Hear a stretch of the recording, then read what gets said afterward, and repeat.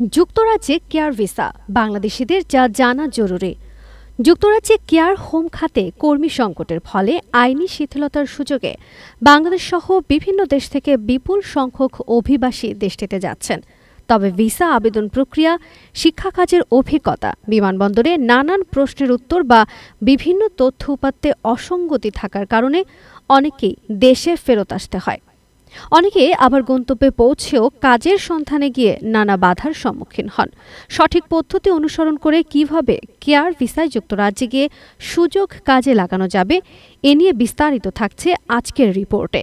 Care ওয়ার্কারদের জন্য কী ধরনের অভিজ্ঞতার প্রয়োজন? কেয়ার ভিসায় আসতে হলে একজন মানুষকে প্রথমত সংশ্লিষ্ট পেশায় কাজের অভিজ্ঞতা থাকা অত্যন্ত জরুরি। কেয়ার ভিসা হলো ইউরোপের দেশটিতে যেসব বয়স্ক মানুষ রয়েছে তাদের সেবা করা। সেটা হতে পারে কেয়ার হোমে বা বাসায় গিয়ে। কাজগুলো হলো তাদের যত্ন করা, ঔষধ খাওয়ানো, তাদের দৈনন্দিন কাজে সাহায্য করা। যাদের এ সংশ্লিষ্ট কাজে অভিজ্ঞতা রয়েছে তারাই কেয়ার ভিসায় অ্যাপ্লিকেশন করতে পারবেন। কেয়ার ভিসার জন্য কেমন যোগ্যতা আর কি কি ডকুমেন্ট প্রয়োজন? বর্তমান আইন অনুযায়ী যুক্তরাজ্যে কেউ যদি কেয়ার ভিসায় আসতে চান তাহলে তাকে সর্বপ্রথম যে জিনিসটা প্রমাণ করতে হয় সেটা হলো তার ভাষাগত দক্ষতা, অর্থাৎ তাকে IELTS কমপক্ষে 4.5 পেতে হবে। IELTS এর পাশাপাশি তার যে শিক্ষাগত যোগ্যতা এবং সংশ্লিষ্ট পেশায় কাজের যে অভিজ্ঞতা রয়েছে সেটারও প্রমাণপত্র রাখতে হবে। কেয়ার ভিসায় ইমিগ্রেশনে কি কি প্রশ্নের সম্মুখীন হতে পারে নতুনরা? কেয়ার ভিসায় যুক্তরাজ্যে গেলে সেখানকার ইমিগ্রেশন নানা ধরনের প্রশ্ন করতে পারে। এই প্রশ্নগুলো করা হয়ে থাকে যিনি আসছেন তিনি কি সত্যিকারের এমপ্লয়ি কিনা, উনি সঠিকভাবে নির্বাচিত হয়েছেন কিনা, এটা যাচাইয়ের জন্য বিভিন্ন প্রশ্ন করতে পারে।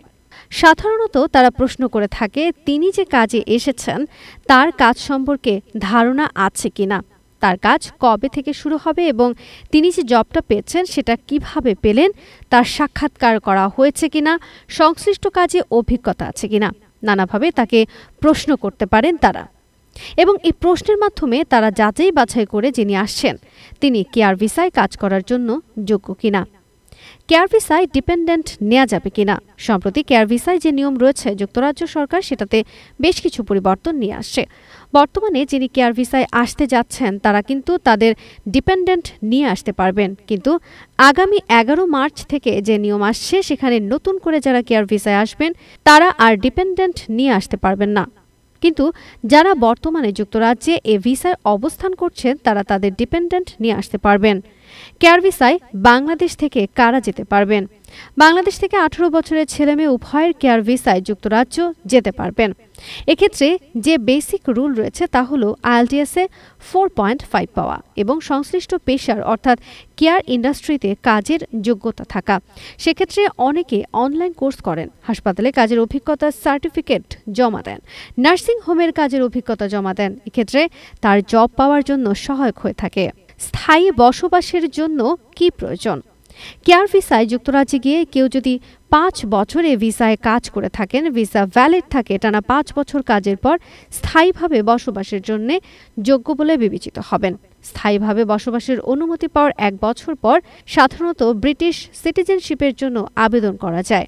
যদি না তার অন্য কোনো অসুবিধা থাকে এক্ষেত্রে একজন প্রার্থী সেটেলমেন্ট পাওয়ার 12 মাস পর ব্রিটিশ সিটিজেনশিপের আবেদন করতে পারবেন।